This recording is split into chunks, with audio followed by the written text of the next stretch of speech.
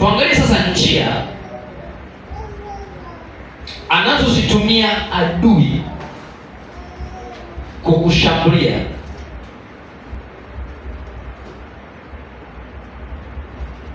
Njia anazozitumia adui kukushambulia kupitia roho ya kukata tamaa. Njia anazozitumia adui kukushambulia kupitia roho ya kukata tamaa. Anatumia njia gani?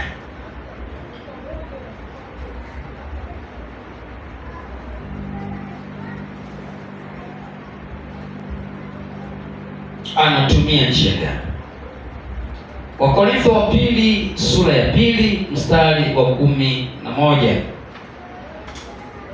Wakorintho wa pili sura ya 2 mstari wa 11.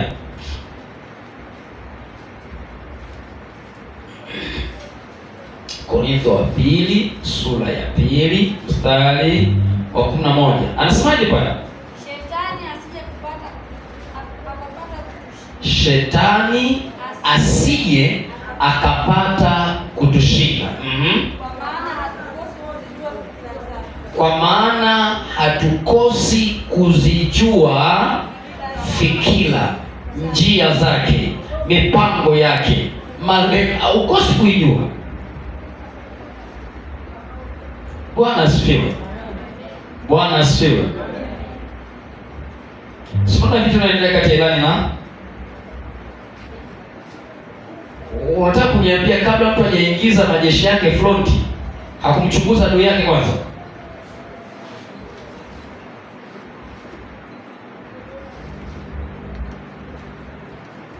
Tena anasema jamaa wa Israeli wanakuchunguza ile miaka 50 kabla ya kumshambulia.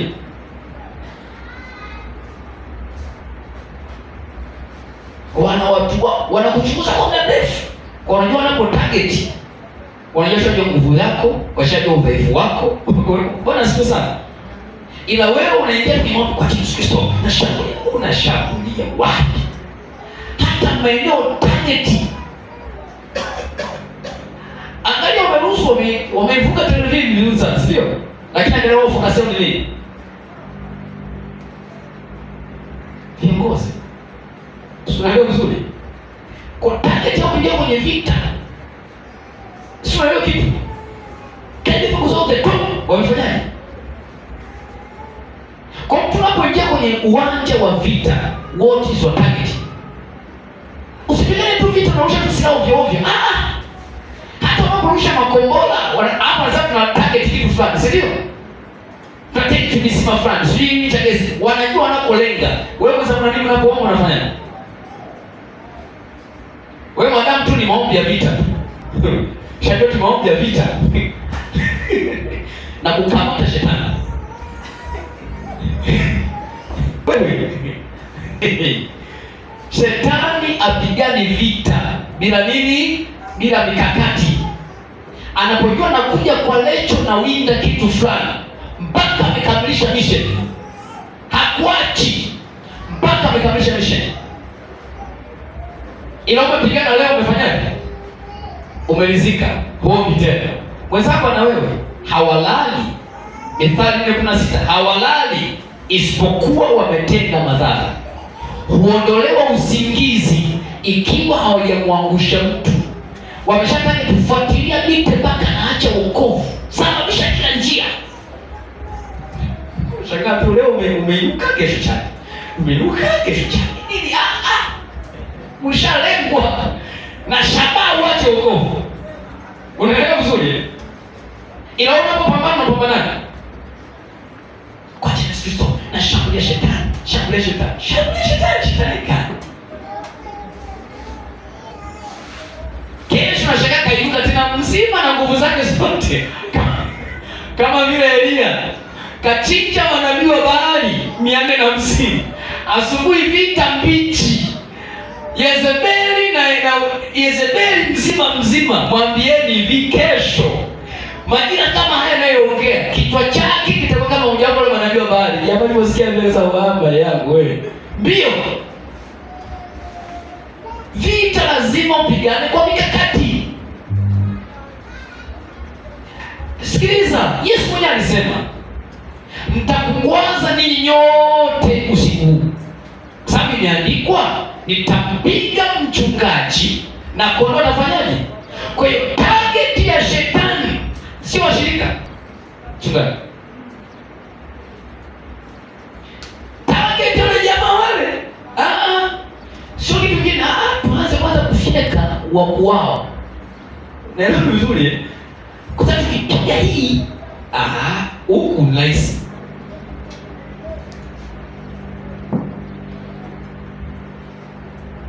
Ukikungutwa baba, nyumba inakosa nini? Inakosa focus, inakosa mwelekeo. Kutelewa vita na wimbo wa baba unaofikiria wewe. Bwana Yesu asifiwe. Unaelewa? Kwa hiyo Elia angemfyeka Yezebel kwa sababu hawa wanajua bado uko chini nani? Wanapokea amri nani?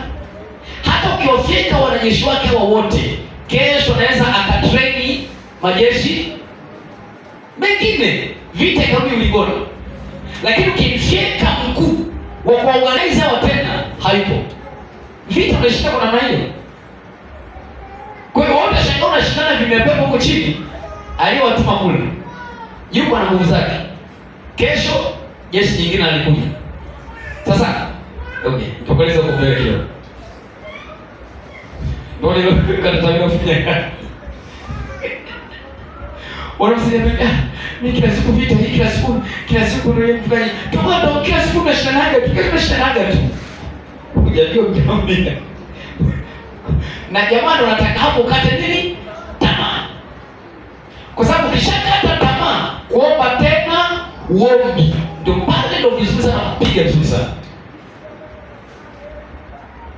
Zijue hila, zijue njia anazozitumia upate kumshinda. Usipojua njia kushinda roho na kuzuia kata tamaa, ndugu yangu, hata shangaa kesho kuona kwa mtaani bwana, ndipo na siku hizi tukoni kasa bwana niendelee. Tunajua ni tayari. Ya kwanza, njia ya kwanza nayotumia ni kuinua vita mara kwa mara.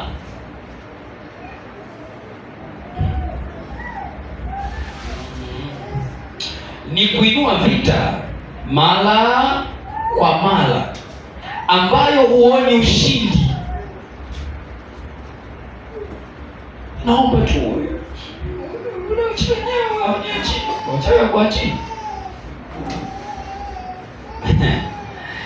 ni kuinua vita mara kwa mara ambayo huoni ushindi au mpenyo wa vita hiyo. Huoni kutoboa.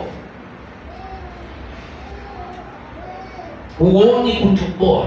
Inafika mahali unakata nini? Tamaa. Hapo ndipo jamani mkutafutia.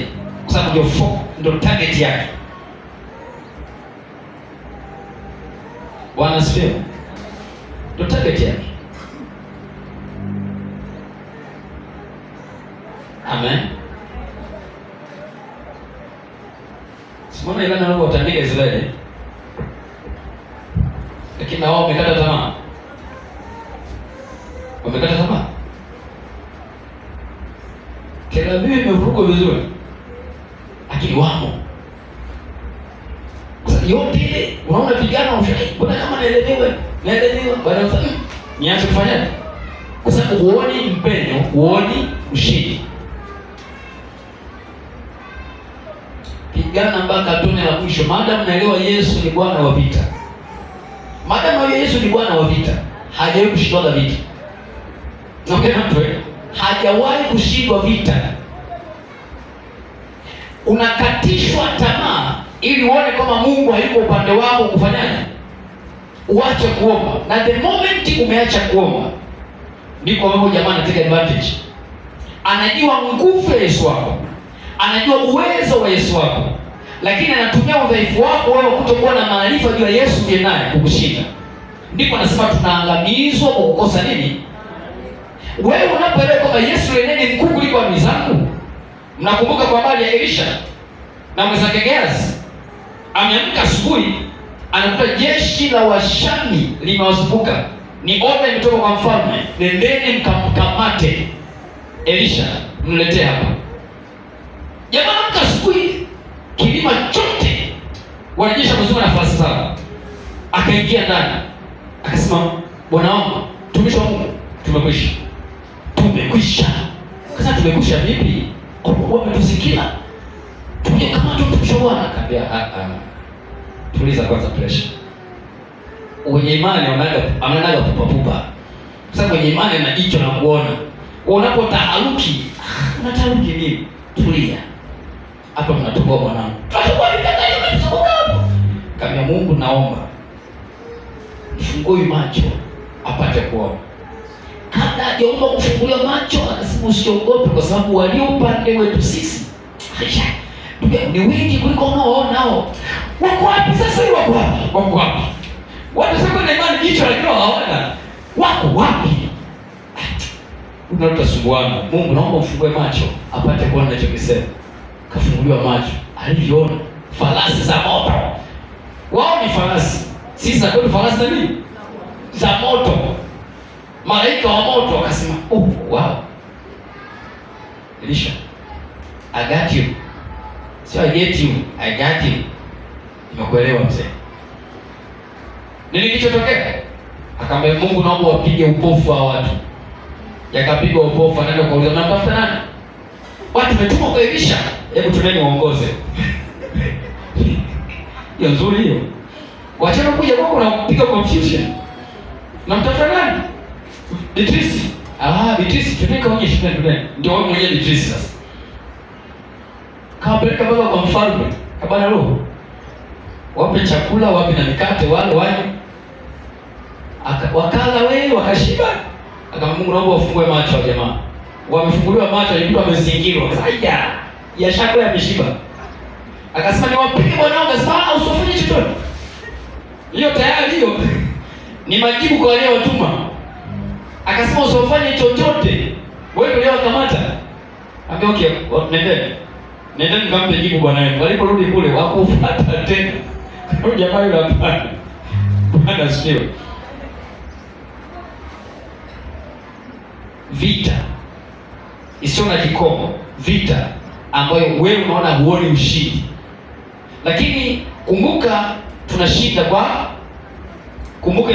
tunashinda kwa nini?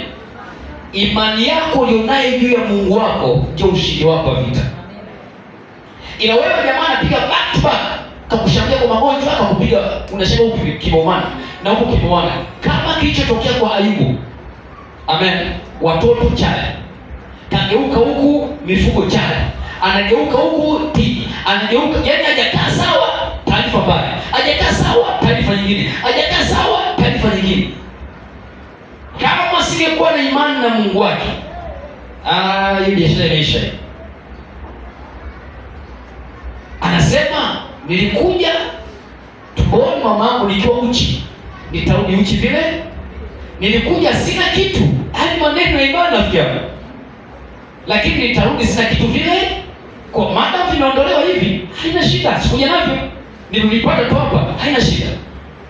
Hapo tayari shetani ashapigwa bao moja kali mno. Ila wewe acha kiondolewe tu hicho. Afuona. Lawama asubuhi mpaka asubuhi. Wewe Mungu uliko wapi? Kwa nini Mungu kuona? Maana nilifunga na kuomba, nilitoa sadaka. Maana Mungu ameruhusu.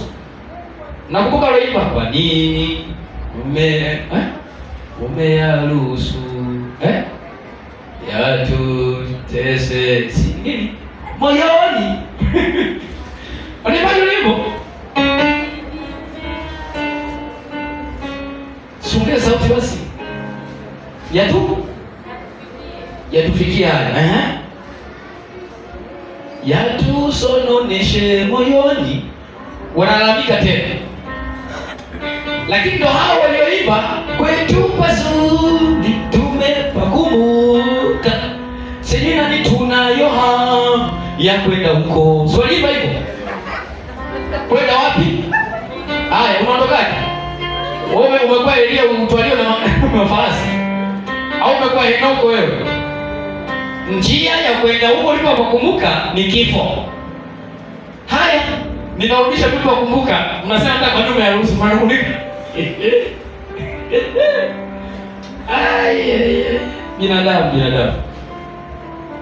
Binadamu. Kwa nini tunayaruhusu haya yatusoroneshe moyoni? Lakini yule sema nyumbani pazuri, tumepakumbuka.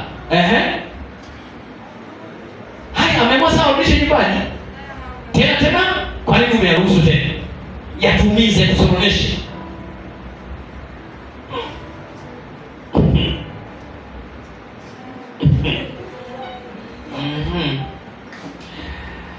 Mathayo 24:13. Binadamu hakuna gajema. Mathayo 24:13 na Mithali 24:10.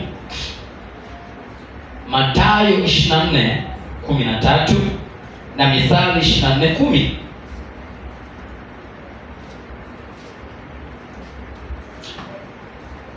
Anainua vita ambavyo uoni mpeni, sio uoni matokeo, lakini matokeo yapo, kwa sababu tunaye Bwana wa vita upande wetu.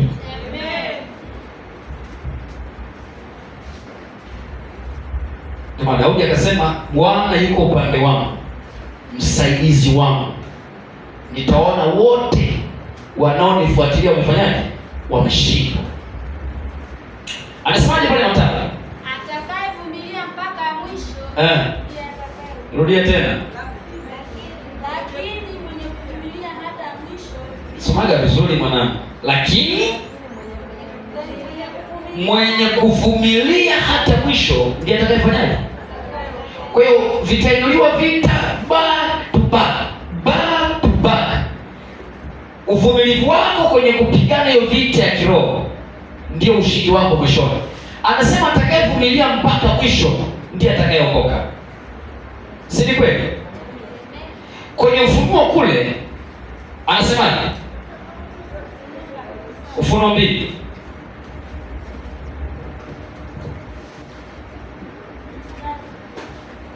Ufunuo ngapi?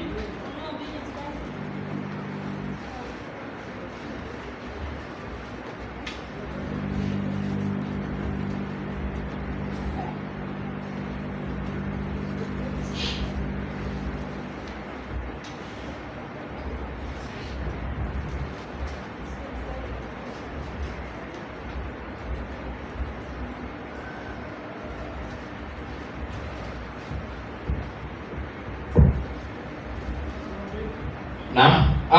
26. Tuanze 23.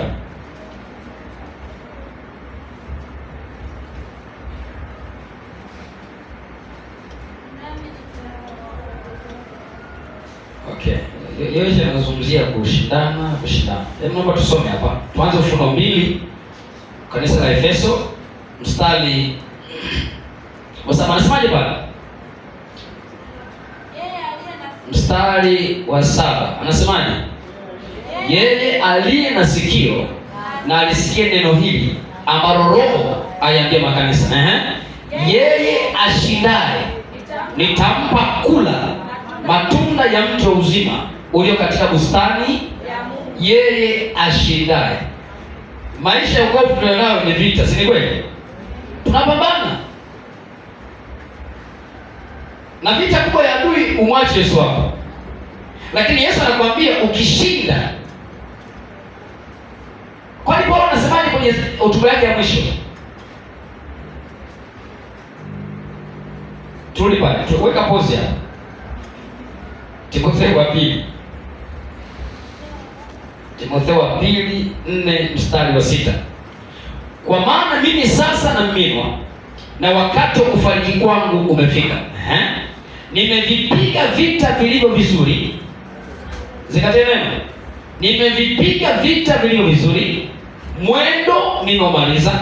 Imani nimeilinda. Nimevipiga vita. Kwa walipokuwa na kung'utwa mawe na Wayahudi nusura kufa, ni vita hiyo. Akate nini? Tamaa ya Injili. Amesema nimepigwa bakola mara 5 kasoro 1. bado yumo. Bwana apo sifa. Kafungwa jela, haizihesabiki. Injili nyingine zinaandika yuko jela, bado yumo. Muda mwingine anahubiria wafalme, anapigwa na pingu, hakati tamaa, yumo. Kinachowindwa ni nini? Atakayevumilia. Maanake hii yote inakuja uache, ili ule wokovu na ushindi tayari utakayoipata mwishoni uikose. Ndio maana 8 pale anasemaje? 8 anasemaje? Au shaondoka hapo? Timotheo wewe baada ya hayo? Sasa baada ya hayo umeweka post. 8 anasemaje? Baada ya hayo nimewekewa nini? Taji ya haki, ambayo Bwana mhukumu mwenye haki atanipa siku ile, wala si mimi tu na watu, bali na watu wote pia waliopenda kufunuliwa kwake. Sio mimi peke yangu, na wengine watakaoshinda kama nilivyoshinda, na watapewa taji. Ni vita. Kwa jamaa na kupiga vita back to back, ufanyaje? Ukate tamaa, ili anajua kuna taji. Ukivumilia mateso kuna taji, ukivumilia matatizo kuna taji. Kwa hiyo wewe kata tamaa, na yenyewe inakuja kwa strategy. Leo ikukatishe tamaa usipate taji. Wengi wameacha wokovu. Ni kweli si kweli? Kwa nini? Asema na wokovu mgumu. Sio nasema hivyo. Sio nasema hivyo. Ni roho na tamaa kazini, nafikiri mimi. Ni bwana wokovu mgumu sana bwana. Wokovu mgumu. Wewe sasa huwezi kuokoa kwa kijana. Usipoke kijana bwana. Ni mwachie nani? Ndio kata tamaa. Kwa wanajaza na ujinga.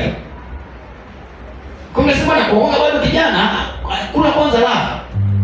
Alafu kikaribia kuzeeka, alikwambia nani utafikia miaka? Ufunuo 2 mstari wa 17. Rudi pale. Anasemaje? Anasema yeye aliye na sikio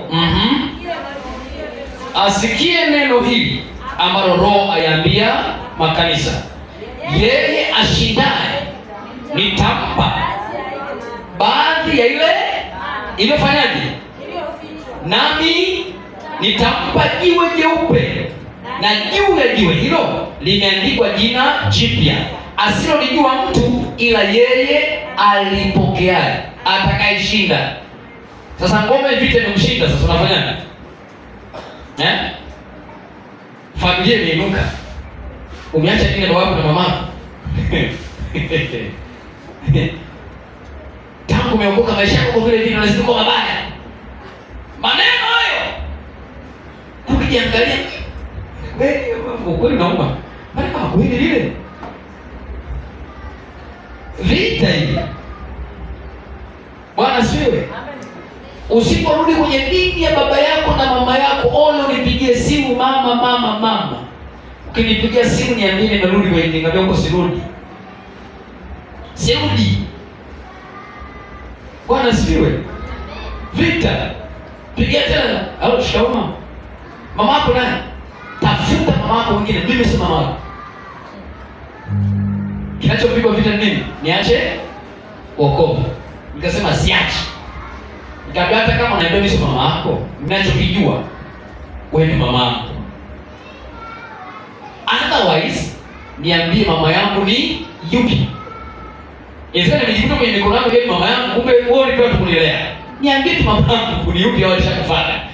Ila usiponionyesha ninachojua ni mama yangu, ndio kuheshimu na nakupenda. Unasemaje anaongea kilugha? Si Mungu. Sasa pote na karibu. Wewe ndo mama. Kwa neno ya kwani?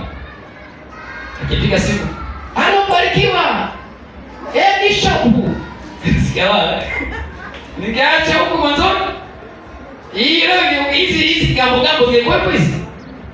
Elewa kinachowindwa. Ukatishwe tamaa, najua kule mbele kuna kitu. Lakini nakwambia ukishinda hapa, Biblia inasema njia za mtu zikimpendeza Bwana humpatanisha na adui. Vita itainuliwa tu. Wewe mpendeze tu Bwana.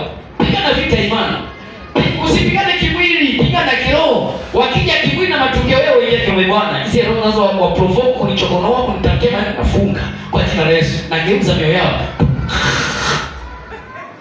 Wanachukia, sijui wafanye nini. Wewe vipi unapigana mwilini wewe?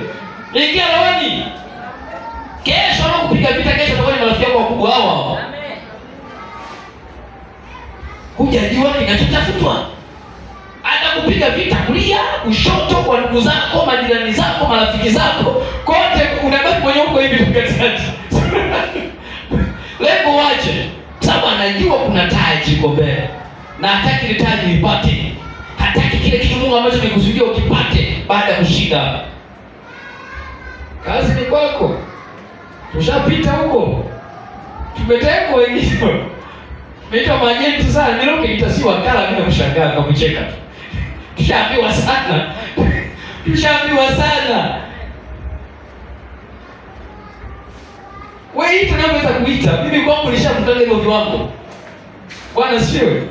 Mimi nikatisha tamaa rafiki yangu. Yaani hapo nataka mbinu nyingine. Na mimi maombi yangu sasa naambia Yesu, naomba nishike upendo wako basi. Ni upendo tu wako Yesu uumbike tu ndani yangu. Ukiumbika ndani yangu sitamchukia mtu. Sitamwona mtu ni mbaya, sitamwona ni adui.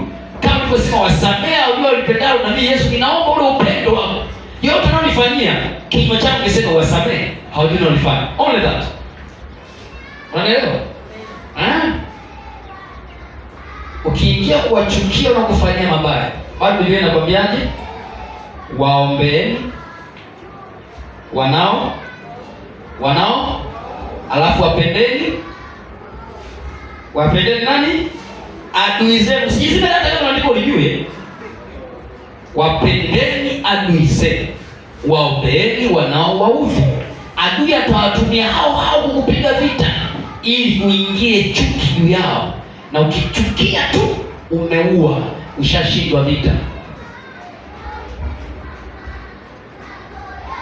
Hapo ndo anasemaga sasa, ukole mgumu bwana. Ni mwepesi sana. Kile kwenye kanuni, mwepesi mno. Wewe mshibe Yesu. Wewe kaa ndani ya Yesu. Yesu akae wapi? Vyote vinavyokuja hivi kwa unaviona ni nini? Ni sifuri. Wewe kaa ndani ya Yesu. Na Yesu akae ndani yako. Basi. Hakuna jambo utakalokuondoa kwenye lele. Kaa ndani ya Yesu. Yesu akae ndani yako. Basi. Wakikutukana, Mungu asamehe tu wajue unalofanya. Utasema baba, naombea roho ya kuwalisha hawa. Kuwalisha. Usiombe mabaya. Paulo anasema barikini wala msifanyaje? Msilani. Simani kwa kwanza. Bwana hapo sifa. Haunipigia vyombo. Mwanangu wewe sababu au tuombe mabaya hao. Unapima tuleve imani ya mtu. Ambia Bwana mwanangu, eti kufanya hivyo. Baba usiku umekuwa mpole sana. Na mimi niko mpole sana. No. Amen. Amina. Mimi tuombee wokovu tu. Kama watu wapokea hapa mbele ya safari waokoke, waambiwe tu Yesu. Na wakonfess walichokifanya. Amen. Amen. Sio kuombea mabaya. Hiyo ndio roho ya Mungu jamani. Amen. Msiseme nilikuwa mpole sasa hivi, sawa? Ni upendo wa Yesu na umpika ndio. Efeso 2 ngapi? 26. Anasemaje?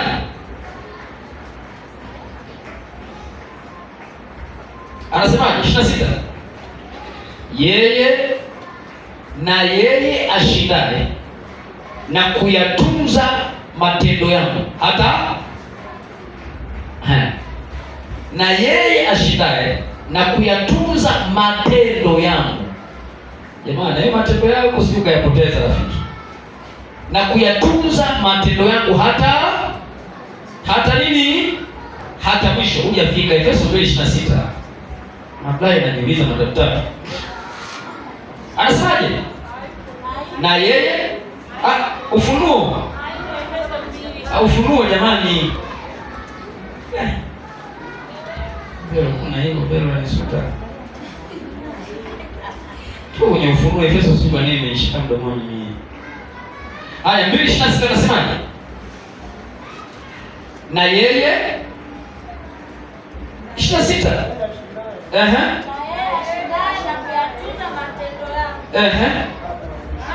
Hata mwisho. nitampa mamlaka juu ya mataifa. Unayeshinda na kuyatunza matendo yako hata mwisho. Matendo mema. Msichoke kutenda nini jamani? Sasa ukiacha, jamaa anajua kuna mamlaka kule mbele, unafanyaje? Unaikosa. Atakayeshinda na kuyatunza matendo yake hata mwisho, nitampa mamlaka juu ya mataifa. Jamani, Mungu ana kanuni zake.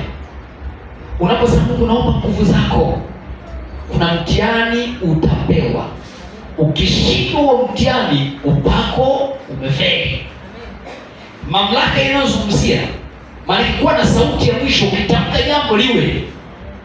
Anasema hapa lazima uyatunze matendo yako mpaka mwisho. Kuna watu walianza walikuwa na matendo mema mwanzo, sasa hivi wameacha. Kwa nini? Kuna roho kama tangaisha ingia hapa, wakaacha kufanya. Na kwa sababu wameacha kufanya, mamlaka ambazo ilibidi wapewe, wamefanyaje? Wamepoteza. Unaisha kutamka vitu afu uone matokeo, umekosa mamlaka. Na ili mamlaka upewe, tunaambiwa hapa matendo. Ukifeli kwenye matendo, umefeli kwenye mamlaka kupokea. Amen. Amen.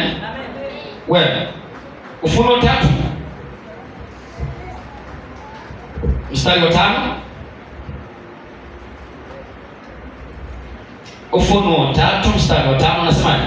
Yeye ashindaye atavikwa hivyo mavazi meupe. Rudia tena. Yeye ashindaye atavikwa hivyo mavazi wala sitalifuta kamwe jina lake katika kitabu cha uzima, nami nitalikiri jina lake mbele za Baba yangu na mbele za malaika zake.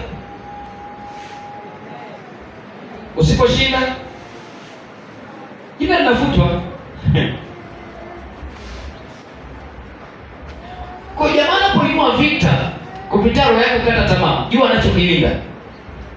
Okay, haya tuangalie pale mstari wa 12. 12 nasemaje? Yeye ashindaye nitamfanya kuwa nguzo katika hekalu la Mungu. Aya. Sasa wewe acha wokovu katikati. Mwingine akasema natamani iwe bawaba kwenye hekalu lako. Yaani unajua bawaba ile kufungulia mlango, kile kitasta, kile cha yaani bora ataniwe bora atoe msumari. Lakini wewe ukiiba nani? Yaani bora ataniwe msumari kuongelea kwenye hekalu la Bwana kuliko kwenda kuzimu. Sio neno tukisema. Hapa anasema atakayeshinda nitamfanya kwa nini? Nguzo. Sio hii nyumba. Ile shida hizi nguzo za chuma, amen. Sasa anasema kwa ile hekalu ambalo utakalojenga unakuwa ni sehemu ya nini? Silaha hiyo. Hebu rudia pale, anasemaje? Yeye ashindaye nitamfanya kuwa nguzo katika hekalu la Mungu wangu. Nitamfanya kuwa nguzo katika hekalu la Mungu wangu. Na jina la mji wangu. Wala hata toka humo tena kabisa. Nami nitaandika juu yake jina la Mungu wangu na jina la mji wa Mungu wangu, huo Yerusalemu mpya ushuka wapi? Kutoka mbinguni kwa Mungu wangu, na jina langu mwenyewe lile jipya. Ukishinda jamani, narudia tena, ukishinda. Haya 21 anasemaje? Ufunuo 3:21 anasemaje? Yeye ashindaye, rudia tena, yeye ashindaye nitampa kuketi pamoja nami katika kiti changu cha enzi, kama mimi nilivyoshinda nikaketi pamoja na Baba yangu katika kiti chake cha enzi. Efeso 2:6 nasema akatufufua pamoja naye, akatuketisha pamoja naye mkono wa kuume wa Mungu. Kwa sasa tumeketi na nani?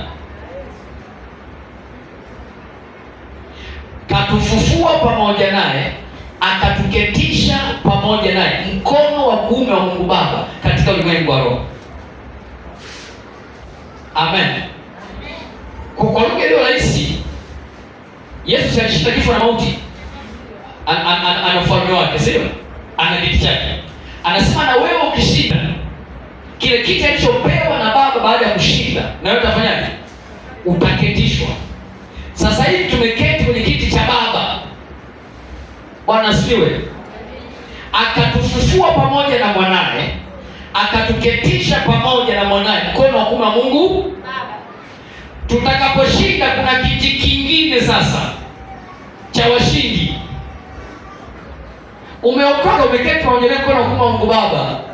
Ukiyashinda ya dunia, kuna kiti ambacho Yesu amepewa kama washindi, na wewe utaketishwa pamoja naye ulishinda. Ukifeli uketi, lakini ulipookoka uliketi pamoja na Yesu mkono wa kuume wa Mungu. Hapo hicho kiti cha washindi sio cha mkono wa kuume wa Mungu Baba, ni kiti ambacho amepewa Yesu.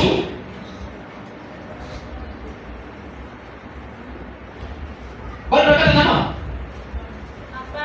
Ukijua kuna kiti, ukijua kuna mamlaka, ukijua kuna kufanyika nguzo, ukijua kuna kupewa vazi,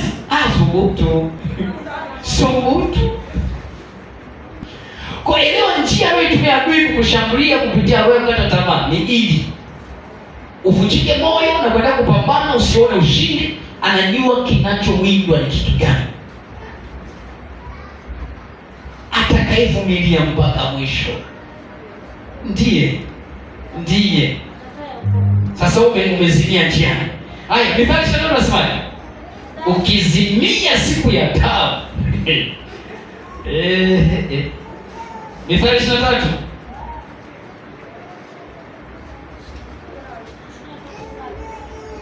10, Mithali 24 10, sorry. Ushaandika pale. Mithali 24 na mstari wa 10.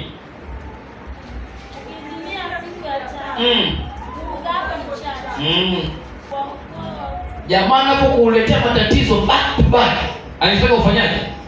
Ukate tamaa, uchoke kuomba, uchoke kupambana. Sasa ukizimia siku hiyo ya taabu, nguvu zako zitakuwa nini? Kumbuka, wapa nguvu wazimiao. Amen. Humuongezea nguvu yeye asiyekuwa na uwezo. Sasa ukishakata tamaa, fikiri hivi, wakati Elia anamwambia Mungu wewe ni uwe tu, ameshakata tamaa kupambana nani? Na Yezebel. Akainuliwa na malaika ale mkate na anywe yale maji kwenye dumu, akitegemea kwamba vile vitainua tena aingie kwenye vita, sio?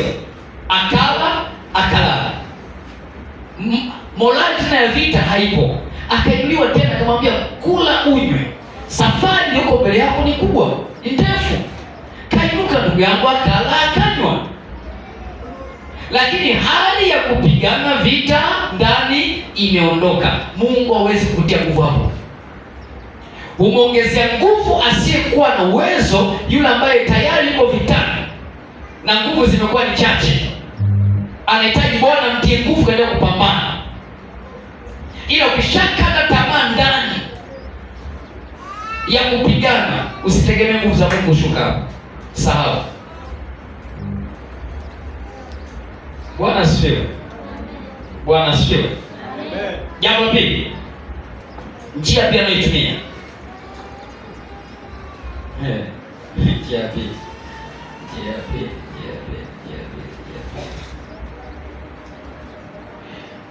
Njia pili anayoitumia ni kutenga na watu walio msaada kwako. Wale Mungu aliokuinulia my friend na kuomba, wanajua kabisa hawa ndio wanaochukua kwenye hatua moja kwenda nyingine. Amen. Waombee. Ikiwezekana andika na majina yao kabisa, uwe na agenda ya kuombea kila siku. Naongea na mtu. Wale ambao unapokuwa umechoka, umekata tamaa, kuna maneno ukikutamkia, ukikutia moyo, unasikia kuinuka tena. Waombee. Kwa sababu anajua jamaa, ili nimkatishe tamaa jamaa apotee mazima, lazima nimpoteze huyu ambaye ananitia moyo huyu pale na kumkatia tamaa. Kwa cha kwanza unachokifanya ni kukutenganisha na hao. Ili anapokupiga na hilo uko peke yako, huna msaada. Umenisikia ninachokisema? Umenisikia ninachokisema? Naulia, mbinu nayotumia ya pili. ni kukutenga na watu walio msaada kwako. ili apate nafasi ya kukushambulia ukiwa peke yako. Ni kukutenga na watu walio msaada kwako, ili apate nafasi ya kukushambulia ukiwa peke yako. Kwa sababu anajua ukiwa na huyu umeambatana naye kwa maombi, kukupiga ni kipengele, sio? Kwa hiyo akutandike, lazima kutenge naye, akufarakanishe naye, akugombanishe naye, uwe mwenyewe akupige vizuri. Kwa kuna vingine vinainuka kukugombanisha, kukufarakanisha na mtu. Usikafikiri kingine cha windwa, jamaa anajua kutoboa kwako, kufanikiwa kwako, kuinuka kwako, Mungu ameweka kwa huyu. Elewa, kila mtu ni sababu ya mtu mwingine kusimama au kufanikiwa. Elewe kitu. Kwa ili akuangushe, lazima amwangushe kwanza anayekusimamisha. Asipomwangusha, sikueleza kwenye mipango mikakati ya vita, hapigi kwanza kondoo, anapiga kwanza anayewasimamisha kondoo ili watafute kondoo. Kwa kiangalia huyu anayekuwa sababu ya kuinua huyu kiuchumi, atampiga kwanza huyu kiuchumi. Ili akishamdhoofisha huyu, wewe kukufikia ni rahisi sana. Kwa sababu kusimama kwako wewe kiuchumi ni huyu Mungu aliyekuinulia, si ndio? Kwa akishamshambulia huyu, wewe kwako kudondoka ni simple. Amen. Sisi tuna visima vya mafuta. Tuna visima vya mafuta. Tunategemea wapi? Jamaa anapiga wapi? Ili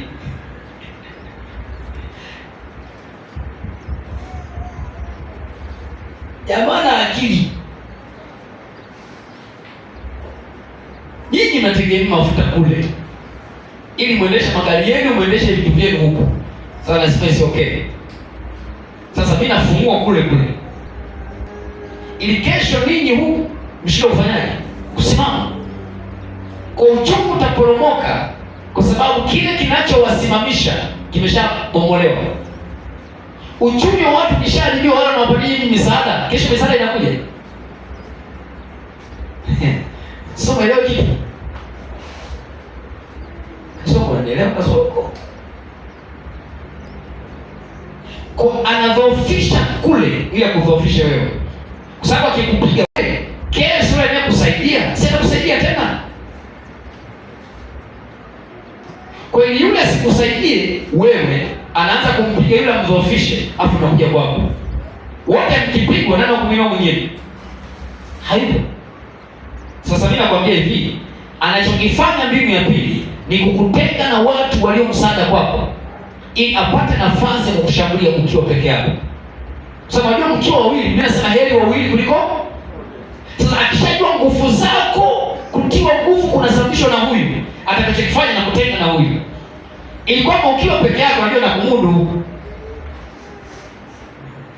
Kwa nini jeuri ya mzee ni nani? Ni nani? Kwa hiyo amshinde mzee anafanyaje? Leo jamani, so simple.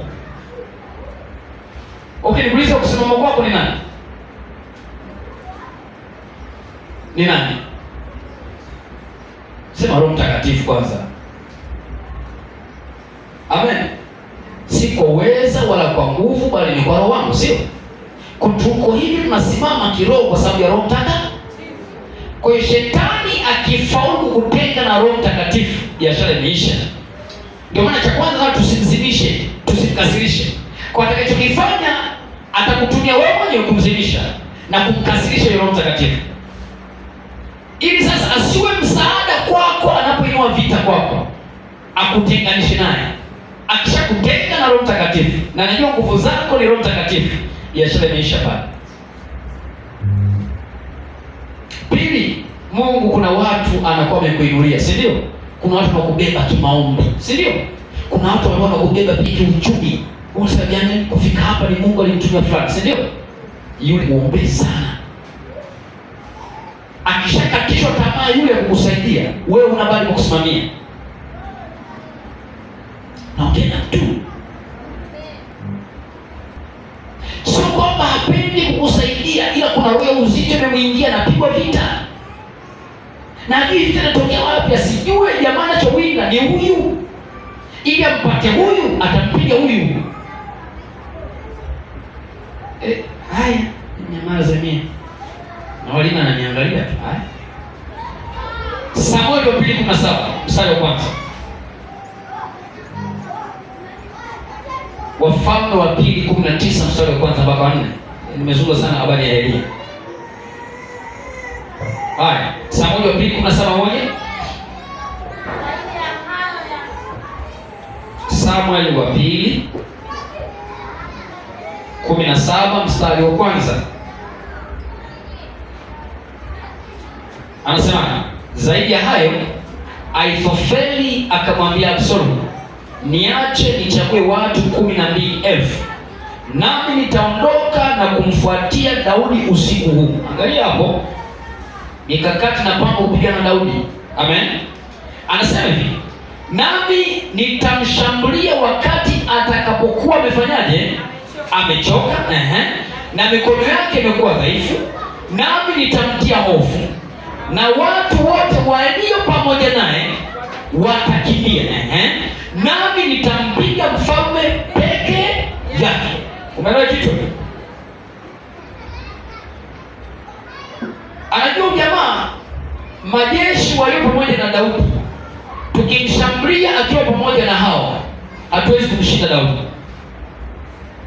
Kwanza tutawatia hofu wale ambao wako pamoja naye, wamwache waogope, wamwache peke yake. Alafu pili sasa ndipo utakapompata yeye akiwa peke yake, ameachwa na wasaidizi wake, ndipo utaweza kufaulu kumwangamiza Daudi. Amen. Ndicho kilichofanyika kwa Yesu. Wanafunzi wale wake 11, Yuda anamsaliti, akasema usiku mtanikimbia ninyi nyote. Petro ajishutuma, Bwana atakufa pamoja na wewe, hata gerezani nitafungwa na kama wewe, kabla jogoo hajawika. Ndugu yangu, mara 3 tutakoshanikana. Kama Bwana mimi atakufa, niko tayari. Sasa tu wamefika bustani ya Gethsemane, mnaelewa kilichotokea? Anauliza, namtafuta nani? Namtafuta Yesu Nazareti. Yuda pale akajitokeza akambusu Yesu, akamwambia Yuda, sifuna nibusubusu hapa, fanya lilokujia, fanya lilokuleta. Wanafunzi mmoja baada ya mwingine walifanyaje? Waliingia chocho. Akasema mtanikimbia sawa, lakini Baba hata niacha yuko pamoja nami. Amen. Sauli ambaye ni Paulo anaeleza kwenye mapito yake ya Injili kwenye kitabu cha Timotheo wa pili sura ya 5. Anazungumza juu ya watu kwa wanafanya nao Injili walipomwacha peke yake, sio? Na wengine wakamzushia mabaya. Anazungumza pale, soma Timotheo wa pili sura ngapi pale? Wakati sura ya 5 anaeleza ubaya waliomfanyia na kama ya Mungu atawalipa. Bwana asifiwe. Akasema Luka aliniacha, Demetrios aliniacha na nini, lakini anasema namshukuru Mungu aliyenitia nguvu, aliyekuwa pamoja nami katika mateso yangu na taabu yangu. Amen. Cha kuhakikisha, hakikisha Mungu uko naye. Wanadamu watakukimbia, usiona guarantee. Sio kusema tuko pamoja, usiona guarantee na mwanadamu. Kwa Yesu walimwacha, alibaki peke yake, tena akisema Baba yuko pamoja na mimi. Hilo zingatie. Kama yupo ambaye atamshikilia kama Petro kinyume na kufuata kwa kuogopa pote na karibu, shukuru Mungu. Lakini kwenye tabu yako na mateso yako, ndugu yangu, usimwamini mtu. Amina. Watasema tu nyinyi moyo atajiwaga mwenyewe, kwani ndo sisi, lakini simama na Mungu. Amen. Usiwekeze kwa watu zaidi, wekeza kwa Mungu zaidi na kwa watu. Narudia tena, Daniel angempendeza mfalme zaidi kuliko Mungu. Ile siku hata mfalme mwenyewe alishinda kumsaidia, si kweli?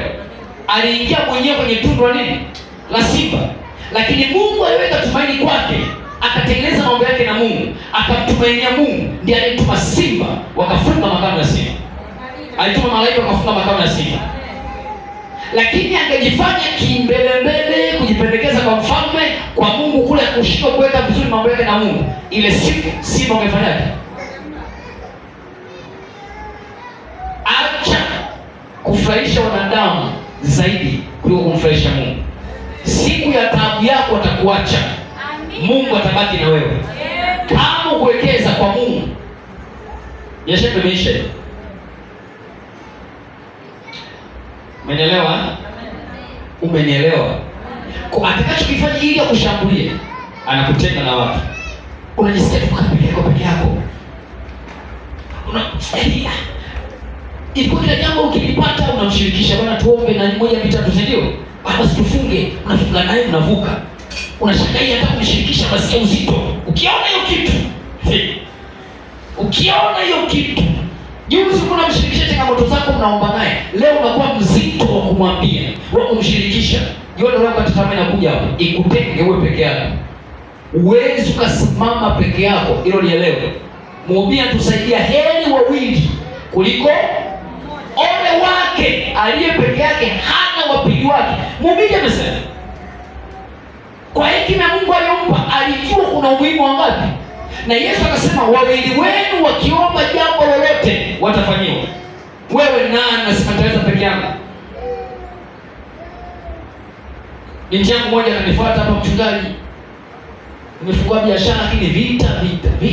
Kamuza swali, mimi ulishirikisha kwenye biashara yako ulianzisha? Nilimwambia baba ndio mchungaji wako. Ukipuuza nafasi ya kiroho kwenye jambo la kiroho, usitegemee kimwili utafanikiwa. Upande wa pili umetuzidi akili. Kabla hajaanzisha chochote, anajua na mganga wake, anajua na imamu wake na shehe wake, anakwenda kufanya dua pale, sio? Wewe nani?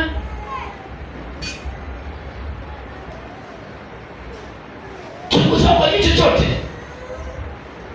Twende. Tuna mwisho wake. Twende tu. Bwana asifiwe. Ndio maana Paulo anasema mwanafunzi na mshirikishe mkufunzi wake katika mema yote. Shirikishe kiongozi wako wa kiroho, sio? Hapa nataka nifungue biashara, naomba wale unapata nafasi tu uiombee, sio? Amen. Bwana nifungue biashara, naomba uniombee. Naweza nisifike, maadamu umenishirikisha tukaomba, tayari kuna kitu kitafanyika. Lakini utoke kimya. Sawa, mimi nipo. Sasa nashika majanga back to back. Kama usika na bodaboda kugongese. Kama mwanangu ni uwezo kusimama peke yako. Wazazi wako waliokuzaa ni vyema umewashirikisha, sawa, lakini kuna nafasi ya kiongozi wa kiroho. Kwa hiyo tunachokifanya, wale watu wa mjini wakisema na Elisha, tunapokaa hapa ni padogo bwana, tunaomba turuhusu tukaende mlimani tukakate boriti, tuongeze hema. Sasa nendeni, lakini tunakusihi tusiende peke yetu. Tunaomba twende pamoja, bwana mimi na majukumu, tunakuomba mtumishi wa Mungu twende wote. Wewe msii sana, kabidi ende nao. Unaelewa maana yake? Wamefika kule, jamaa anapiga shoka ikachoropoka kaingia kwenye maji. Haya, ungekuwa wenyewe mtumishi wa Mungu ajui kinachoendelea. Akasema ole wangu jamani, shoka hili lazima kwa mwanajeshi. Haijaandikwa kwenye Biblia lakini. Sasa kwa sababu kuna mtumishi wa Mungu yupo. Kimetokea wapi hapa? Kakata kijiti. Kitu kikainuka hivi. Chuma hicho. Bwana sio. Hiyo ndio faida ya kusoma na nani. Linapokupata janga, ni rahisi kumwambia kwa sababu ana taarifa ya kile ulichokianzisha. Ana taarifa yake. Sio jamani? Usiwe peke yako. Maana yangu ni hiyo. Ili jamaa kushinde, anataka ukae peke, ufanye vitu peke, atakushinda vizuri sana. Mtawatia hofu wanajeshi wake, watamwacha, alafu mtamshambulia akiwa yeye peke, hana kumsaidia. Ndicho anachokifanya adui. Anajua pia kushambulia Kasongo kuna backup huku. Pastor bwana na moja mbili tano, anajua kuna mtu anakuombea. Jamani kuna hiki, kuna watu wanakuombea. Sasa atakifanya na kutenga na hawa. Akija huko mwenyewe huna msaada.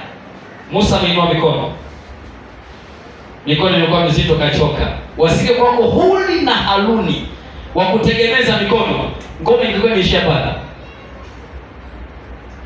Unaye nani Huri na Haruni? Bwana apewe sifa. Nani Huri wako? Nani Haruni yako? Ukishamjua na wewe muombe, kwa sababu atapitia vita sio kwa sababu yake. Unayetafuta ni wewe, muombe. Biblia zipo. Bibi yangu upo? Wewe ndo Haruni wangu bwana, kuelewa bibi yangu. Sikuachi hata iweje. Jamani.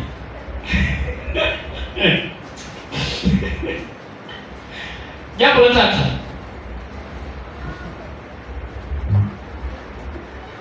Jambo la tatu.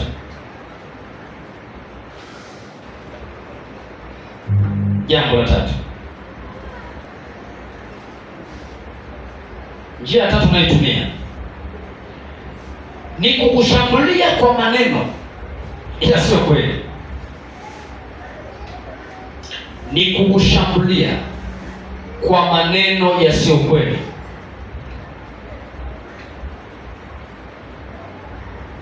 Hasa kupitia watu uliowaamini na kuwategemea. Yaani hata fulani ndio tayari hapo shatuma kombora, kashatumika mtu hapo. Sikutegemea hata fulani kama anaongea maneno kama haya, ndio tayari upolecho mapema na kueleze mapema. Kija kutokea yuko vitani ya maombi, katumika. Amen. Ni kukushambulia kwa maneno yasiyo kweli, hasa kwa watu uliowaamini na kuwategemea.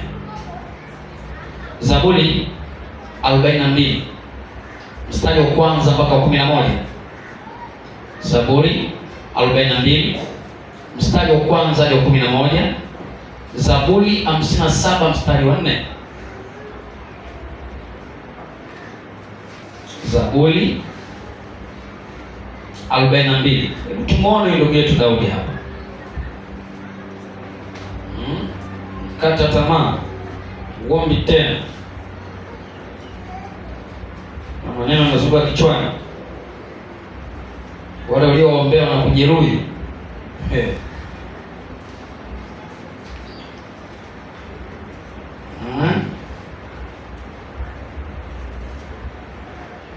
Beba shida zao na ndo wale wamegeuka. 42 nasemaje? Kama ayala aioneavyo shauku mito ya maji, vivyo hivyo nafsi yangu inakuonea shauku, Mungu. Nafsi yangu inamuonea kiu Mungu aliye hai. Lini nitakapokuja nionekane mbele za Mungu? Machozi yangu yamekuwa chakula changu mchana na usiku, pindi wanaponiambia mchana kutwa. Yuko? Bwana apewe sifa. Bwana asifiwe. Nakumbuka Yesu yuko msalabani pale, sio? Walisemaje wale walikuwa na tena wale Mafarisayo? Kama wewe si mwana wa Mungu, jiokoe basi. Mwite leo Mungu wako akusikie. Viaka zile. Sifanye mwana maombi. Ndio penda wenzako. Yanaumiza. Uliowabeba ukawaombea leo wanakudhihaki. Sababu unapitia kwenye ngoma fulani. Yuko wapi Mungu wako? Simuombe Mungu wako. Sifanye mwana maombi. Anasema hivi, nini anasema? Na yakumbuka hayo wanayonisema hayo, nikiweka wazi nafsi yangu ndani yangu. Jinsi nilivyokuwa nikienda na mkutano. Unaona? Hawa watu nilikuwa nawaombea. Amen. Anasema na kuongoza nyumbani kwa nani? Kwa Mungu, kwa sauti ya furaha na kusifu mkutano wa sikukuu. Hawa walikuwa jamaa tunaenda kanisani, tunakuja ibada, tunaomba nao. Leo hii ndio wanageuka na ndio yuko wapi nani? Ayumizi. Anasema nafsi yangu sasa, kwa nini kuinama na kufadhaika ndani yangu? Shakata tamaa. Umtumaini Mungu, kwa maana nitakuja kumsifu aliye afya uso wako na Mungu wangu. Nafsi yangu imeinama ndani yangu, kwa hiyo nitakukumbuka toka nchi ya Yordani, na Mahelmon na toka kilima cha Mizari. Kilindi chapiga kelele kilindi kwa sauti ya maboromoko ya maji yako. Gharika zako zote na mawimbi yako yote yamepita juu yangu. Mchana Bwana ataagiza fadhili zake, na usiku wimbo wake utakuwa nami. Naam, maombi kwa Mungu aliye uhai wangu. Nitamwambia Mungu, mwamba wangu, kwa nini umenisahau? Kwa nini nakwenda nikihuzunika, adui wakinionea? Watesi wangu hunitukana mithili ya kuniponda mifupa yangu. Pindi wanaponiambia mchana kutwa, yuko wapi Mungu wako? Nafsi yangu, kwa nini kuinama na kufadhaika ndani yangu? Umtumaini Mungu, kwa maana nitakuja kumsifu aliye afya ya uso wangu na Mungu wangu. Ni roho ya Daudi inaiambia nafsi ya nani? Inayokata tamaa ni nafsi. Roho inajua ahadi za Mungu, inajua tumaini la Mungu. Nafsi ikishafinywa na maneno, biashara imeisha. Kama huna neno la Mungu la kutosha kwenye roho yako, ni ngumu sana Roho Mtakatifu kufariji na kutia moyo kwenye nafsi yako. Ngumu. Amen. Kuchoka kunakuja, kuchoka kutatokea, ila neno la Mungu lijaza ndani yako litakuwa ni msaada wakati wa taabu yako. Nimekueleza kwenye pointi ya pili, atakapokutenga, nimekwambia tumaini langu likawa ni Mungu. Anazungumza hapa, anamweleza Mungu wake, anasema umtumaini nani? Mtumaini Mungu, tutakuja kumsifu yeye. Kama hujajenga mahusiano yako na Mungu wako, yakishainuka haya maneno kukutandika, biashara imefanyaje? Tushakukosa.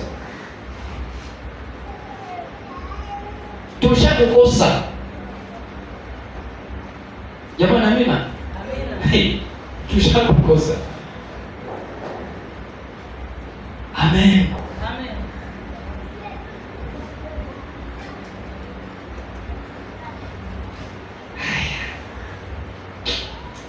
Jambo la 4, njia ya 4. Tutaangalia mambo matano, tutaishia hapa. Njia ya 4. Ukija tutaangalia namna roho yakata tamaa inapopata nafasi. Tunaangalia ile njia anazozitumia. Inapataje nafasi? Angalia ukija. Amen. Njia ya 4 ni kukusaulisha matendo makuu ya Mungu aliyokufanyia. Ni kukusaulisha. Mungu alikuponya jana, leo kuna kaugonjwa miezi 6, mwaka uponi. Shakata tamaa. Umemsahau aliyekuponya jana, umemsahau aliyekuponya majuzi. Ni kukusaulisha matendo makuu aliyokufanyia nani? Aliyokufanyia kwenye maisha yako. Ni kukusaulisha matendo makuu ya Mungu aliyokufanyia kwenye maisha yako. Moja ya silaha ya kumshinda adui anapoinua vita ni kumkumbusha yale Mungu aliyokufanyia lini? Jana. Mwambie Mungu alinitetea jana, alinivusha jana, hata hili atanivusha. Amina. Sasa adui anachokifanya ili akushinde, anakusaulisha yale Mungu aliyokufanyia juzi. Naongea na mtu wako jangwani. Amen. Wamekosa maji, wamekosa chakula, wanasema tuna kinai, si ndio? Mnataka tufe hapa. Wamesahau Mungu aliyowafanyia pale nyuma. Wamesahau Mungu aliyowapigania dhidi ya Farao Misri. Wamesahau. Biblia inasema wakayasahau matendo yake kwa haraka. Nikuulize, unapolalamika leo kwa hiyo changamoto, nikuulize swali. Hakuna jema lolote Mungu aliyokufanyia? Ni mengi.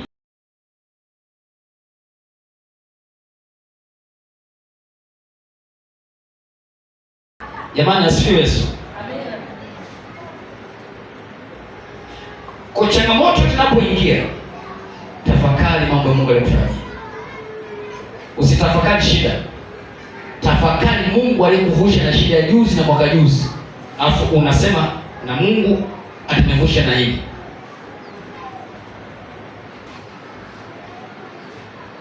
Akikusaulisha yale Mungu aliyokufanyia juzi, anataka kukuonyesha kwamba hili Mungu hawezi kukusaidia. Maanake ukatia tamaa pale, kuweka tumaini kwa nani?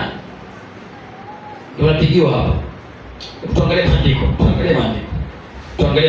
tuangalie maandiko. Tuanze na Zaburi 78.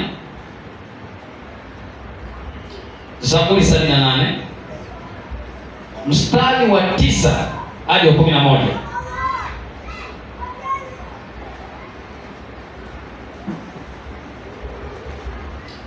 Mwimbaji mmoja anaitwa Angel Benard think so, anasema nikumbushe wema wako, sio nisije nikasahau.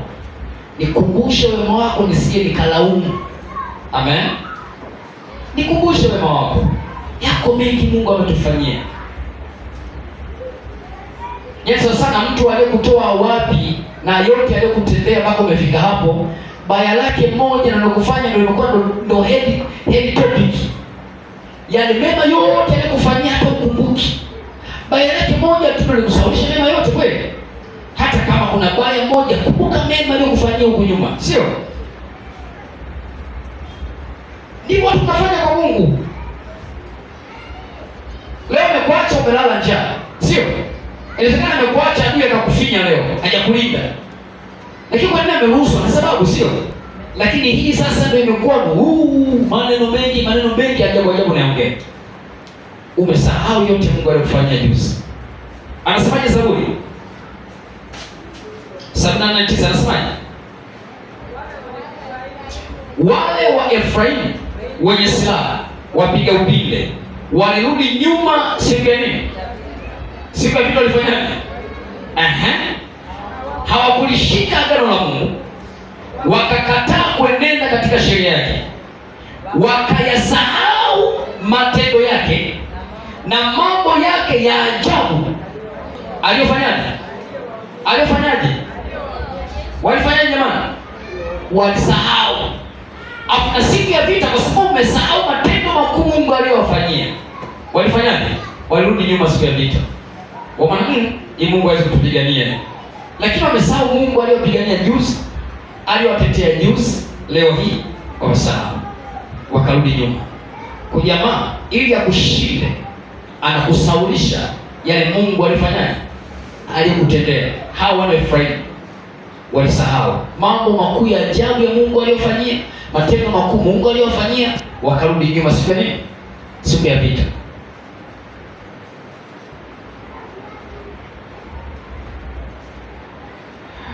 Mia na sita mstari wa 13. 106 mstari wa 13.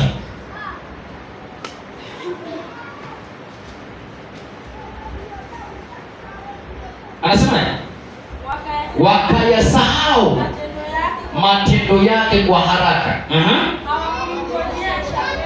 Haya sasa, ni wepesi kusahau jamani, wepesi kusahau.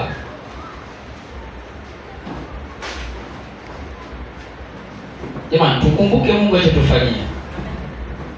Wewe kwa tamaa inapokuja nataka kusaulishe. Atataka kuonyesha kwamba hilo ulipitia hili ni zito, ili Mungu aweze kukusaidia. Ushafeli. Kumbuka wapi Mungu alikutoa. Jamani, niwaambie Jumapili iliyopita, nikimkumbuka Mungu alinitoa kutoka kwenye nyumba ya mtu. Tuko na ndugu yangu tiketi watu 6. Wale watu wote sinao mpaka leo hii. Alitoa kule kwenye vitambala. Kasipika ukisema halo kaongee mpaka kapige pika ukaongegonge na ukaongee. Alitutoa kule. Leo hivi nini kikatisha tamaa nirudi nyuma? Nini kinisaulishe Mungu aliyotendea? Sidhani kama kitakwenda. Sidhani. Lakini ajue anachotaka kufanya anataka kusaulisha. Lakini kumbuka, je, mpaka nimefika hapa Mungu amenitoa wapi? Yatafakari haya. Haya, Zaburi anasemaje?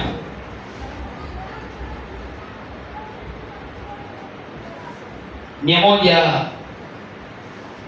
19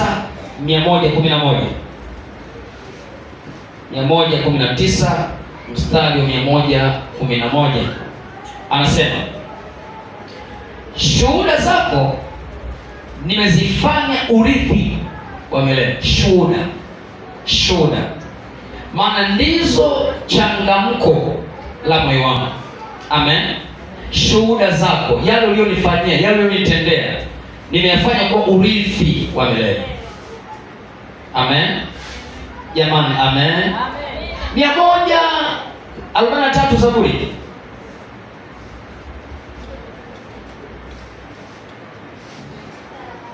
Anasemaje? 143 mstari wa 5. Nimezikumbuka siku za kale. Nimeyatafakari matendo yako yote. Rudia tena. Nimezikumbuka siku za kale. Nimeyatafakari matendo yako yote. Nimezikumbuka siku za kale. Alafu nimeyatafakari matendo yako. Jamani, tafakari Mungu aliyokutendea. Tafakari Mungu aliyokufanyia. Usisahau. Roho hii ya kukata tamaa inataka ikusaulishe. Wapi Mungu alikokutoa? Wapi Mungu alikokuvusha? Wapi Mungu alikokupigania na kukutetea? Anataka kusaulishe ili uanze kulaumu. Na kushaanza kulaumu ndio mpendo wa dunia ingia hapo katikati. Amina jamani. Jamani amen. Jamani amen. Bwana asifiwe. Nakumbuka Daudi alipoambiwa na Sauli kwamba huwezi kupigana na huyu Mfilisti, alimwambiaje? Ilibidi ampe nini? Amshuhudie kile ambacho Mungu alimfanyia, sio? Akasema, mimi mtumishi wako nilikuwa nikichunga kondoo za baba yangu. Alipokuja simba, unaona? Alijaribu kumkumbusha yale Mungu aliyomtetea, aliyompigania. Anasema alipokuja simba na dubu, akamkamata mwanambuzi, huenda umpiga na kufunga kinywa chake na kumpokonya mwanambuzi. Sasa Mungu aliyenipigania na simba, aliyenipigania na dubu, ndiye atakayenipigania na Mfilisti huyu asiyetahiriwa. Unapotafakari Mungu aliyokufanyia jana, vita aliyokushindia jana, vita hii ya leo, utasema Mungu yule wa jana ndiye atakayenipigania leo. Ila akikusaulisha yale Mungu aliyokupigania na simba na dubu, Goliati kwako itakuwa kama kina Sauli, mnajificha kwenye vichaka wote. Upo. Asikusaulishe mambo makuu Mungu aliyokufanyia. Aliyokuponya jana, leo ugonjwa ulionao, mtafakari Mungu wa jana. Mwambie, na hili Mungu najua utaniponya. Uliniponya jana ni yule yule, utabadilika na hili utaniponya. Usisahau alichokufanyia jana. Usisahau. Jamani, amen. Amen. Usije kasema sijakwambia, maana kuna watu kipitia magumu, hata kutafakari Mungu akupotee. Wakamshinda kwa damu ya Bwana na kwa nini? Neno la ushuhuda. Walikuwa na ushuhuda. Mungu anakufanyia nini? Una ushuhuda gani ambao Mungu anakutendea? Huo nimekwambia ni silaha ya kumshinda adui. Rebeka upo? Haya, pole sana. Isaya 63:10.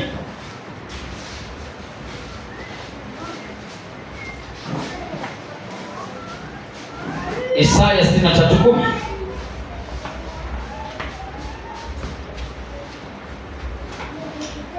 Isaya 63:10 anasemaje?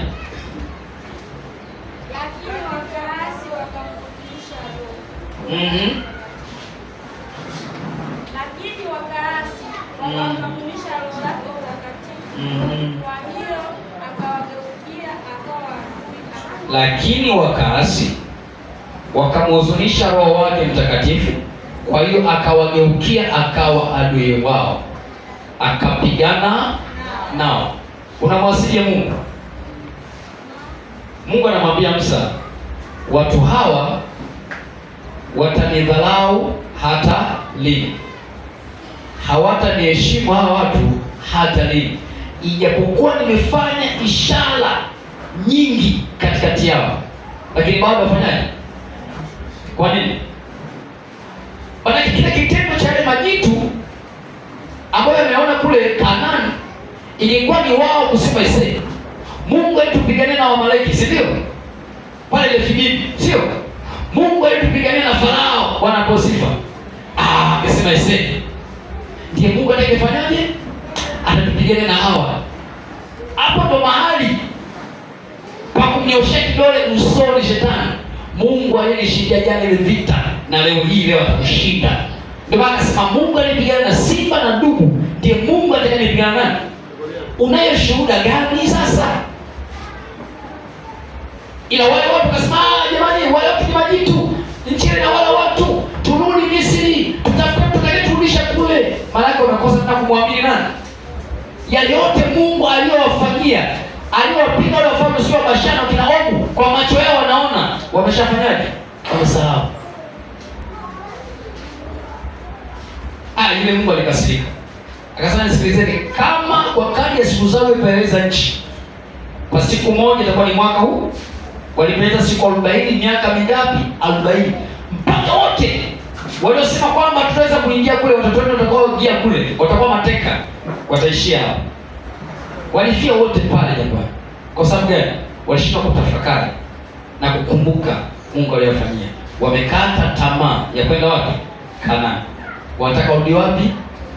Sasa ndio kurudi Misri, kwa sababu sio bali ya Shamnante. Maana msana mpango kurudi kwa pasifia bahari. Kwa sababu Musa hutaki sasa tutafute kiongozi mwingine atakayetuongoza. Haya. Jambo la 4. Tano. Ndio tuko pamoja. Jambo la 5. Njia ya 5 naitumia ni kukufanya uondoe macho yako kwa Mungu. Hiyo unapata tamaa. Njia moja wapo ni kukufanya uondoe macho yako kwa Mungu. Ni kukufanya uondoe macho yako kwa Mungu. Amen. Ni kukufanya uondoe macho yako kwa nani? Usimtegemee Mungu tena, usimtumainie Mungu tena, na kuanza kuangalia changamoto zinazokuzunguka. Uombi tena, unaanza kuangalia matatizo yanayokuzunguka, taabu zinazokuzunguka. Ni kukufanya uondoe macho yako kwa Mungu na kuanza kuangalia changamoto zinazokuzunguka. Kwa hiyo umtegemee Mungu tena. Ulifunga jana kwa sababu ya kampuni yako, ulifunga jana kwa sababu ya watoto wako, ulifunga jana kwa sababu ya biashara yako. Inapoingia roho kata tamaa, inataka kuonyesha ni matatizo ni makubwa zaidi kuliko Mungu wako. Kwa hiyo huombi tena, umwangalie Mungu tena, unaanza kuangalia matatizo, na ndio kuzama kunapoingia. Kitabu cha Mathayo 14 mstari wa 26 hadi 30. Ishinde roho ya kukata tamaa, muangalie Mungu daima. Amen. Aliyesema kwa kupigwa kwake mliponywa. Muangalie huyo, usiangalie ugonjwa wako. Maana Yeremia aliulizwa, waona nini Yeremia? Akasema naona ufito wa nini? Wa mlozi. Kaambia, oh good, umeona vyema. Mimi naliangalia neno nipate kufanyaje? Kwa hiyo Mungu aangalie matatizo yako ili akuondolee matatizo. Anaangalia ahadi yake ambayo wewe unaiangalia ili apate kuondoa matatizo kupitia ahadi yake. Kwa hiyo kwenye changamoto ulionayo usiangalie changamoto, angalia dawa ya kuondoa nini? Una malaria, sawa, usiangalie ugonjwa wa malaria, iangalie mseto, sio dawa nyingine mimi sijui ambayo inaweza kuondoa nini? Malaria. Kwa hiyo usiondoe macho yako, focus yako ile ni kwa nani? Kwa Mungu, sio kwenye tatizo. Ukiliangalia tatizo utakuvunja moyo. Madaktari watasemaje? Kuna message nimeipokea hapa. Huyu mtu amelazwa kwa SMC. Madaktari wamesema ugonjwa stage iliyofikia haiwezi kupona, ni wakufa. Fikiria. Unaambiwa hilo jambo. Nadhani ni jana usiku mkiwa anatuma message, "Mchungaji muombe fulani anaumwa." Nimewapigia simu jana niongee nao, hajapokea. Sasa asubuhi napokea message. Unafanyaje bite? Kama macho yako yalikuwa ni kwa Mungu, ama mtapona. Madaktari wanakuja na wenyewe. Tena mbwembwe specialist. Daktari bingwa. Usiondoe jicho lako kwa nani? Usiondoe kabisa. Waongee kulia, waongee kushoto, waongee hiki, waseme cha kwao, sisi stage ya mwisho, sisi haiwezekani kabisa. Mwambie Mungu, tumaini langu ni nani? Wewe ndio mfinyanzi wangu. Sasa hapo inategemea kiliba chako kimejaa nini ndani yako.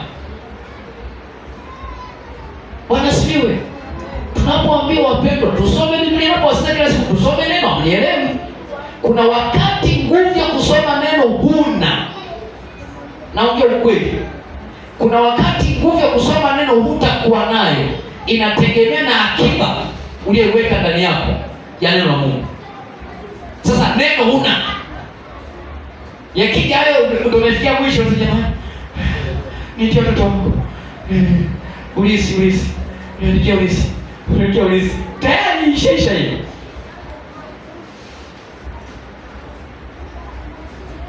Hapa andiki mtu ulisi. Hafi. Siondoi macho kwa Bwana. Nitaendelea kumwangalia yeye. Jehova nani?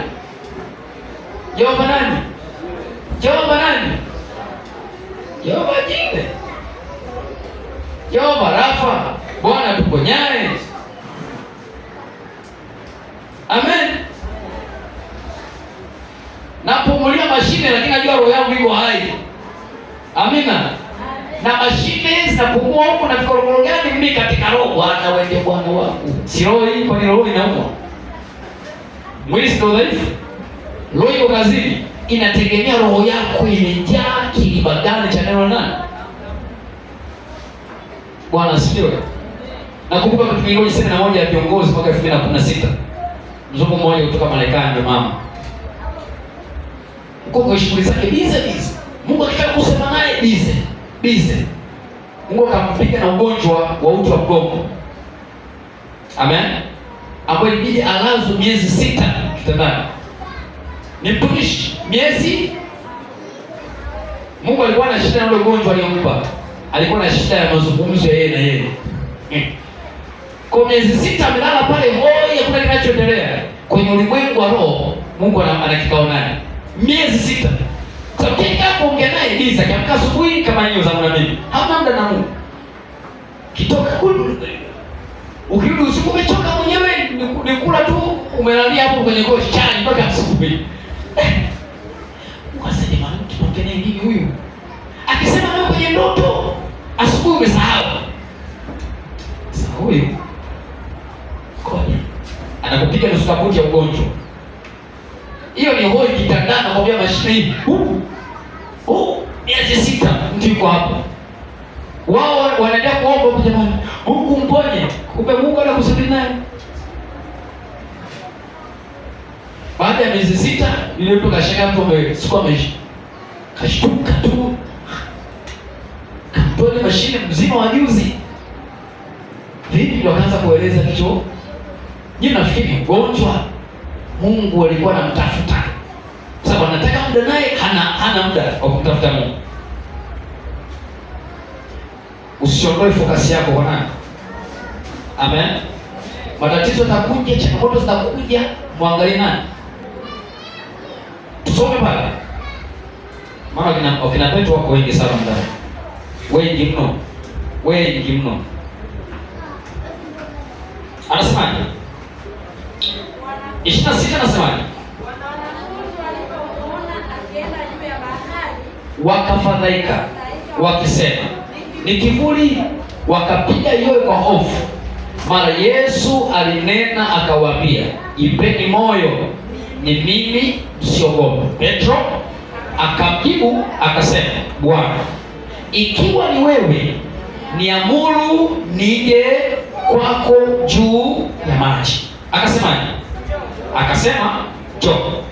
Petro akashuka chomboni, akaenda kwa miguu juu ya maji ili kumwendea Yesu. Tuko pamoja? Focus na neno njoo. Amen. Kaitazama neno njoo, na kweli alitembea juu ya maji. Anasemaje 29:30?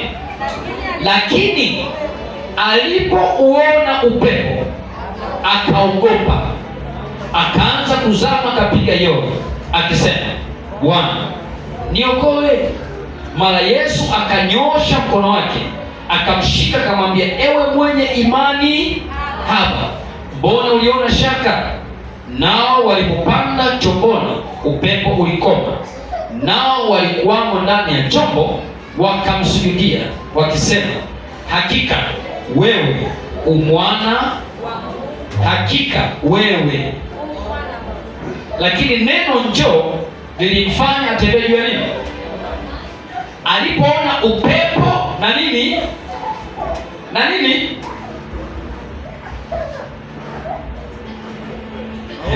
mshasahau tena hapa nasemaje? Alipouona upepo akaogopa. Kumbuka, hatujapewa roho ya nini? Amen. Ukishaondoa macho yako kwa Bwana, ujasiri wa kulikabili tatizo haupo. Mungu anakuambia usiogope, sio? Niko pamoja nawe. Ukishaondoa macho yako kwa Mungu, tumaini, tegemeo tena la Mungu kusaidia linaondoka. Unajiona uko peke yako, na hapo ndio hofu inafanyaje? Amen. Unaomba, amen. Lakini unashangaa katikati ya maombi, unashika kwenye bati, si ndio? Unaomba, unashika tu mwili umefanya hivi. Kinachotokea nini? Unaomba, unashika kama kivuli kimepita mbele yako. Kinachotokea nini? Kwa nini? Anataka aondoe mtazamo wako kwa Mungu unayemtegemea kwenye maombi yako. Unaelewa? Ukishaanza kuogopa, kuna maombi hapo. Na Mungu hafanyi kazi na waoga. Hafanyi kazi na waoga. Kwa anachokifanya ni kukutishia. Ndio mawimbi sasa. Ndio upepo sasa. Ili uondoe focus ya kwamba nitakupigania na utanyamaza kimya. Uanze kuangalia nini? Kimepita chwa. Una jamaa mmoja kagrip kwenye nadhani ndio mlikaona, sio? Yuko jamaa amelala hivi. Jamaa silikuwa chini ya uvungu. Likamshika ile jamani. Ameshtuka sasa jamani. Mimi sina hela jamani, maskini tu mnanionea. Sasa mazingira kama hayo, badala ya kuweka focus yako kwanza kuomba, hofu, unaanza kuogopa. Hofu ikisha kuingia tu, ndugu yangu, maandiko utayakumbuka. Silaha ya vita utaikumbuka. Okay. Kuna kitabu nakisoma cha baba, akatoa ushuhuda. Kuna sura moja nasema Mungu kujifunua wakati wa vita. Akatoa mfano, kuna wanandoa mmoja walikuwa nyumbani kwao. Sasa huyu mke wake alikuwa na kawaida kila anapolala wana kawaida kusoma Biblia afu anailaza kwenye mchanga. Mume wake alikuwa na mguu wa kuku. Unajua mguu wa kuku? Kwa maana vijana anastola. Sasa yani wezi wakaingia usiku, wakavunja mlango wa sebuleni na mlango wapi? Sasa fitina wamevunja mzee yale mawenge. Bwana asifiwe. Yale mawenge na hofu, akasahau kwamba ana bunduki. Yule mzee cha kwanza kaingia chini ya uvungu, kamwacha mke wake kitandani, kajificha chini ya uvungu, ana bastola. Hawa jambazi wameingia na bunduki zao. Huyu mke wake, ile Biblia cha kwanza akili umwingilia, alipochukua ile Biblia kwenye mchango akafanya hivi. Mungu alichokifanya, wale jamaa hawakuona Biblia. Cha kushangaza, wale jamaa wakaona mama ana bunduki. Wakasema, kumbe nani wanasilaha.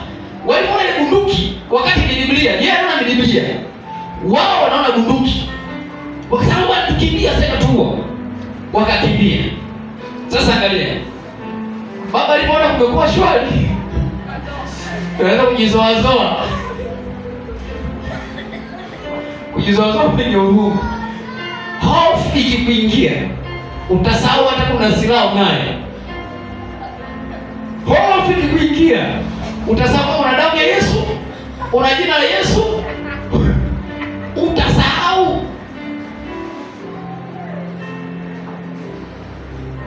Wasema habari hapa jita kwa Yesu Kristo, navunja, nawaendea. Unashaka vita kivuli. Kwanza hii inawaendea, inaanza kupungua kwanza.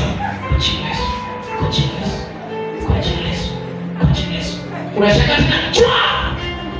Baba nilinde tu. Baba nilinde. Ulisema malaika wako atanizunguka Bwana. Haleluya. Haleluya. Blanketi ilikuwa tena ni kunyata. Wasikuone. Hiyo tayari hiyo. Hiyo tayari hiyo.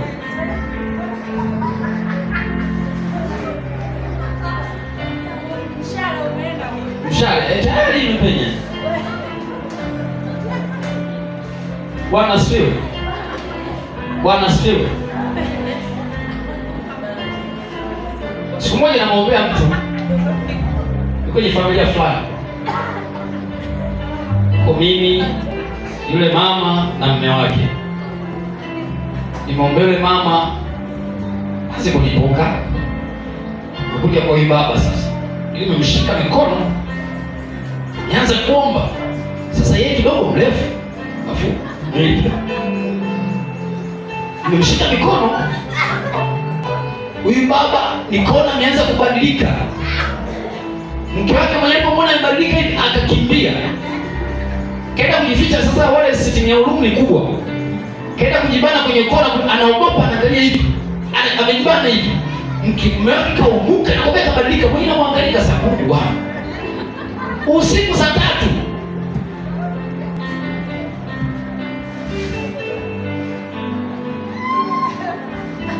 Nikasema babila mimi nitafute bodyguard.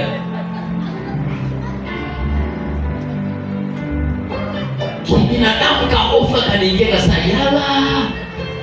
Yakiwa tena kuleta vurugu hapa nimeisha. Sababu kunisaidia mke wake naye shaka pia kwenye kona.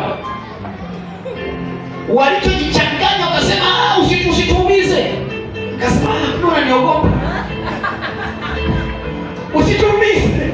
Hapo pale nikajitia nguvu katika Bwana. Haleluya. Nikasema hamnijui nani?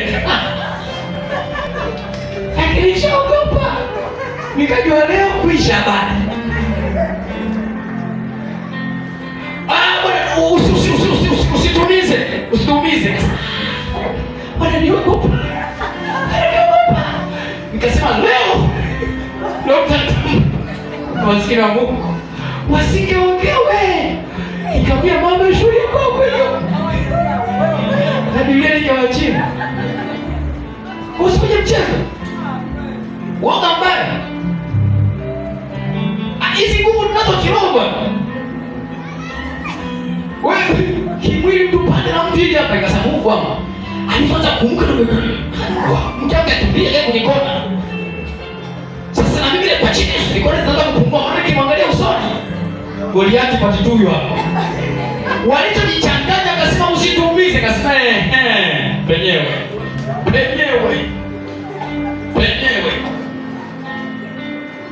Asikiongea neno kaenda kumuka pale. Mama yangu nikakukenda focus.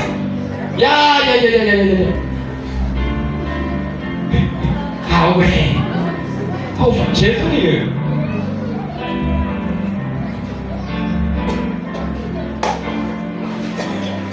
Ya 5, usipoteze nini? Usipoteze focus yako kwa nani? Aliyekwambia njoo. Angalia neno njoo. Jamaa atakuletea upepo tu, atakuletea upepo tu, ili ushike kuangalia neno la kusema nitakupigania, utanyamaza kimya.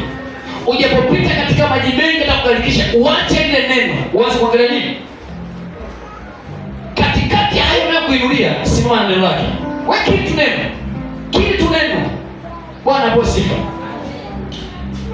Niko nafuatia mhubiri mtumishi mmoja, anasema kwa naomba, I think small is for baby, na anatumia maji tu akiwa nyumbani kwake, kafunga mlango, siko nyumbani kwake. Anasema shetani alimtokea live, bonge kichwa dogo. Amen. Sasa pale ndio kutumia silaha za vita, maandiko. Akaanza kutumia maandiko, imeandikwa, linacheka leo nina wewe imeandikwa. Sasa anashangaa kukiri maandiko, jamani, nazidi kucheka tu. Unajua unaweza ukataja maandiko yote mpaka yakaisha, linazidi kuja. Sasa hapa inakuwaje? Sasa anawazi itakuwaje? Kwa sababu kakiri maandiko yote. Ghafla akashangaa, nyuma yake akatokea Yesu. Alipomwona Yesu, samani mkuu. Bwana siwe. Samani mkuu akapotea. Sasa angalia. Akiwa Yesu yuko pale anaongea naye, akamwambia, kwa nini kwa nakiri maandiko? Na ulisema neno lako ni upanga, si ndio? Ni nyundo. Mbona alikuwa anacheka? Akasema, wewe hujui. Ulipokuwa unataja maandiko, anacheka. Kucheka kwake ndio kuumia, alikuwa anaugua. Hiyo ilikuwa ni elimu nyingine mpya. Kuna imeandikwa, mtashinda. Imeandikwa, ni upande wangu ulikuwa. Kila neno la Mungu ni silaha. Amen. Unashika unasema manake kofi halijaingia. Kumbe mwenzako anapocheka ndo anaumia. Ila sasa kwa sababu hatuna ufahamu na maarifa, unavunjika nini? Moyo. Unakata tamaa tena kwenda kuona manake neno la Mungu alifanya nini? Ndio wewe kukata tamaa. Endelea kucharaza. Hata kama linakufikia liko hapo, wewe mkiri neno la Bwana. Amen. Unanielewa?